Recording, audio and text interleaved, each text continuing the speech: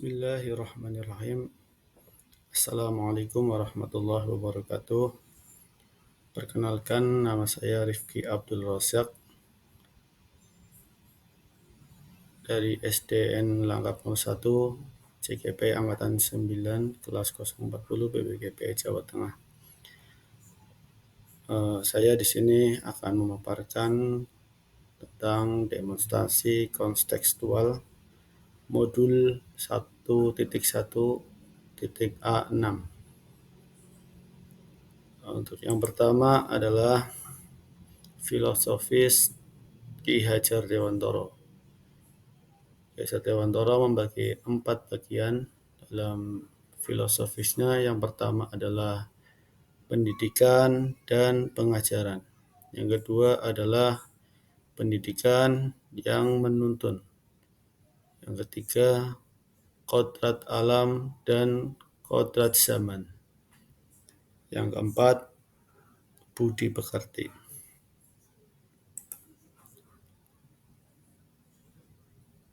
Pendidikan yang pertama, pendidikan menurut Ki Hajar Dewantoro. Menurut Ki Hajar Dewantoro, pendidikan memberi tuntunan terhadap segala kekuatan kodrat yang dimiliki anak, agar ia mampu mencapai keselamatan dan kebahagiaan yang setinggi-tingginya, baik sebagai manusia maupun sebagai anggota masyarakat. Dan pengajaran menurut Ki Hajar Dewantoro adalah bagian dari pendidikan. Pengajaran adalah proses dari pendidikan dalam memberikan ilmu atau faidah untuk kecakapan hidup secara lahir dan batin. Filosofi Ki Hajar Dewantoro yang kedua yaitu pendidikan yang menuntun. Ada 3 kalimat yang sangat terkenal yang diciptakan oleh Ki Hajar Dewantoro. Yang pertama adalah Ingarso Sung Tulodo. Guru bisa menjadi contoh atau panutan atau teladan bagi muridnya. Ing Madyo Mangun Karso. Guru bisa membangun semangat kepada muridnya. Yang ketiga, Tutwuri Handayani. Guru bisa memberikan motivasi atau dorongan kepada muridnya. Yang ketiga adalah kodrat alam dan kodrat zaman. Kodrat alam berkaitan dengan sifat dan bentuk lingkungan. Dalam filosofi, kodrat alam disesuaikan dengan lingkungan di mana anak berada, sehingga mereka tidak terasa asing dengan sosial budaya yang ada di sekitarnya, karena setiap daerah tentunya mempunyai karakteristik yang berbeda.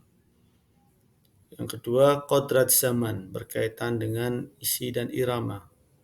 Dalam hal ini, hendaknya pendidikan pada saat ini yang perlu ditekankan adalah mempunyai keterampilan yang mempunyai iptek atau ilmu pengetahuan dan teknologi. Karena anak zaman sekarang hidup di dalam abad ke-21, yaitu abad milenial atau di era digital. Untuk yang berikutnya, yang keempat adalah budi pekerti. Budi dibagi menjadi 3. Yang pertama adalah cipta, yang kedua rasa, dan yang ketiga adalah karsa. Cipta di sini artinya berpikir untuk mencipta atau menciptakan atau membuat sesuatu. Rasa adalah perasaan untuk memberikan tanggapan. Karsa adalah keinginan atau kemauan untuk berbuat. Dan pekerti merupakan tenaga keinginan untuk mewujudkan. Jadi budi pekerti dapat diartikan berpikir, merasakan, berkeinginan, dan mewujudkan.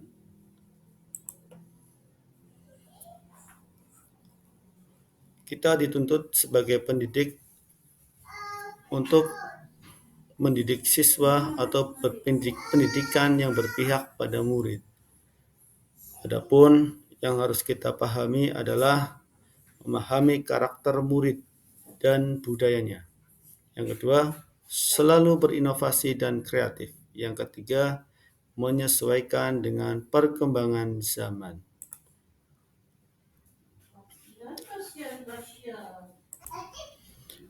Implementasi pemikiran Ki Hajar Dewantoro di sekolah saya. Yang pertama adalah program keagamaan atau iman dan takwa dan program UKS. Di sini adalah pentingnya kesehatan. Yang pertama, program keagamaan di sekolah saya setiap hari melaksanakan sholat duhur berjamaah dan setiap hari pembiasaan dengan membaca surat-surat pendek. Dan apabila ada kegiatan keagamaan atau peringatan hari-hari besar, sekolah kami selalu melaksanakannya. Dan untuk program kesehatan atau UKS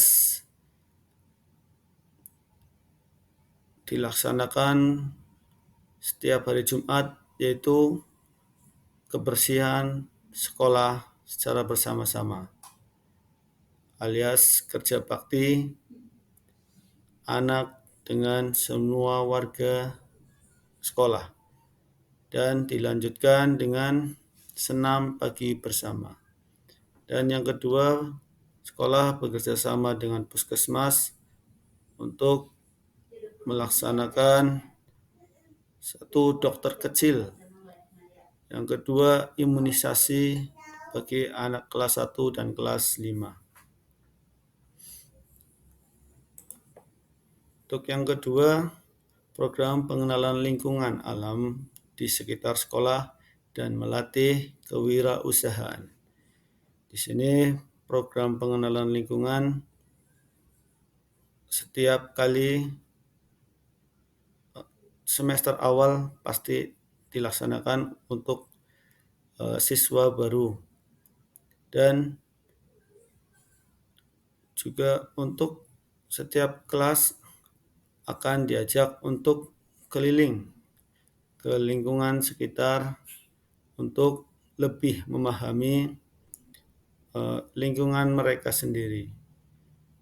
Yang kedua adalah melatih program kewirausahaan.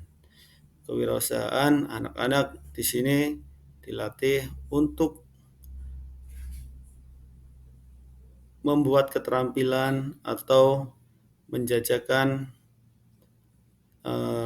hasil karya mereka untuk bisa dijual belikan ke sesama teman satu sekolah.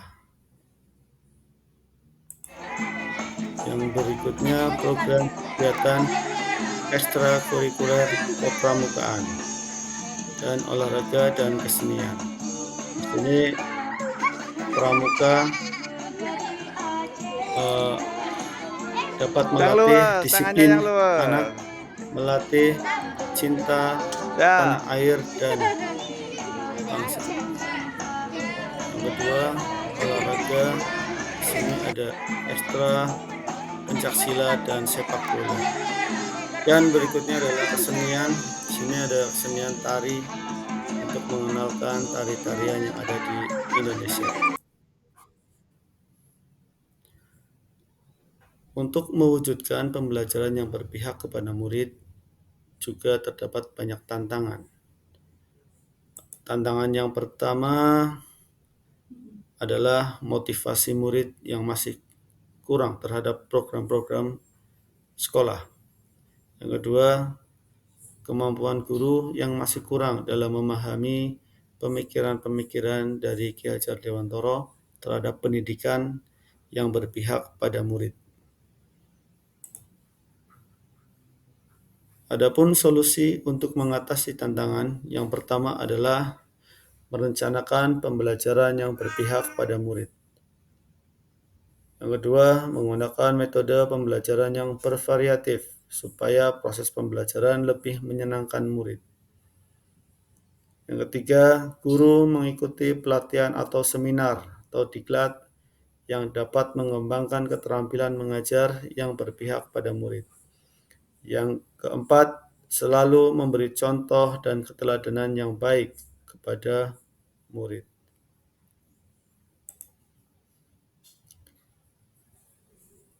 Untuk yang terakhir, saya berpesan kepada semua guru, semua kepala sekolah, jadilah seorang guru atau kepala sekolah yang menjadi teladan, yang menuntun siswanya, membimbing muridnya, sampai meraih kesuksesan dan kebahagiaan dan kemerdekaan. Itu saja yang bisa saya sampaikan, kurang dan lebihnya mohon maaf. Wabillahi taufiq wal hidayah. Assalamualaikum warahmatullahi wabarakatuh. Terima kasih.